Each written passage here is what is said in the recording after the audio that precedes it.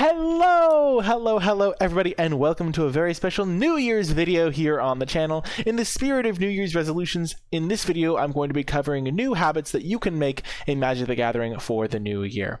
Before I dive in though, I do want to remind you that if you enjoyed the video, be sure to hit that thumbs up button, subscribe to the channel, and leave a comment in the comment section down below with your questions, your feedback, and whether you like this sort of video. It really does help me out. So in this video, I'm going to be covering one habit you can develop for your preparation, one habit you can develop for your gameplay, and one habit you can develop for your mental game.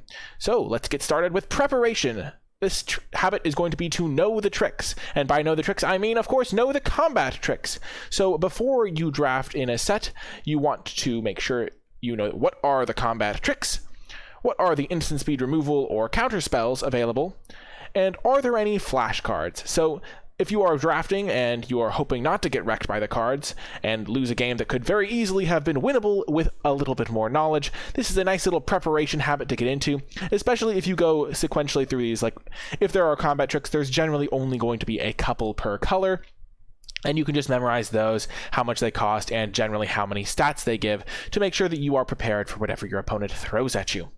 Moving on to the next habit you can develop, it is in gameplay, and that is simply planning your turn. It may sound quite simple, but here are some steps you can take to get set up.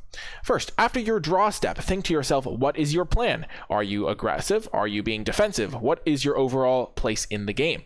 And then you can move on to what could your opponent have? Because your plan is obviously going to be influenced by whether your opponent can interact with that. So if they have mana up, you can think back to your previous preparation and think, what could my opponent have that would in fact impact me and my decisions on this turn? And then you can think, what is your best sequence this turn? So many times I find myself falling into the trap of, oh, I drew a card for my turn. It's a card that I can cast. I guess I will cast it. And then I cast the card and I think to myself, wow, that card totally threw off my game plan because I could have done X, Y, or Z better. My opponent could have had this card to punish me. They did have this card to punish me.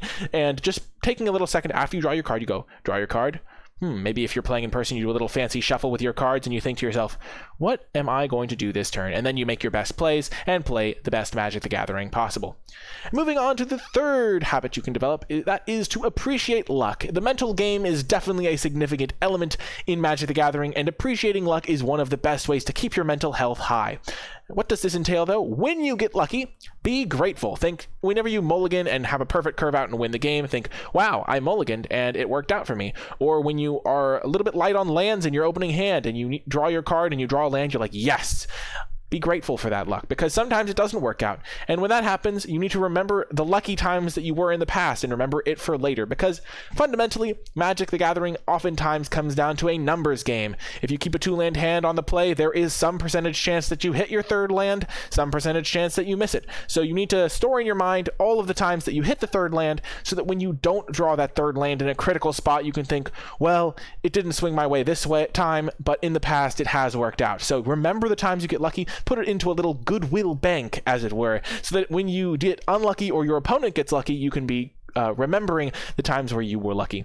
And then finally, don't let luck warp your plays. Be appreciative of it, but don't think, oh my goodness, every time I keep a 2-land hand, I draw my third land and then my fourth land and it works out perfectly, and so I should be adapting my plays. Remember, sometimes you get lucky, sometimes you get unlucky, but you don't want to let it affect your plays or the way that you are building your decks. And yeah, appreciate the luck. It'll help your mental game overall. That is going to do it for this short little New Year's video. I really do hope you enjoyed it. Remember to hit that thumbs up button, or the like button as it is known. Subscribe to the channel for more videos. Leave a comment with any questions or feedback. I do read all of the comments I get and do my best to respond. So I do take those comments quite seriously and I really appreciate them. And leave a hashtag #ItResolves in the comment section down below if you did make it all the way to the end of the video. I always love seeing which viewers made it all the way till the end. And It Resolves is a nice little New Year's pun about New Year's resolutions, and also ideally what is going to be happening when you cast your spells, your opponent will say, it resolves, because they won't have the counter spell. But anyway, that is going to do it for this video. I do hope you enjoyed it, and I will talk to you next time.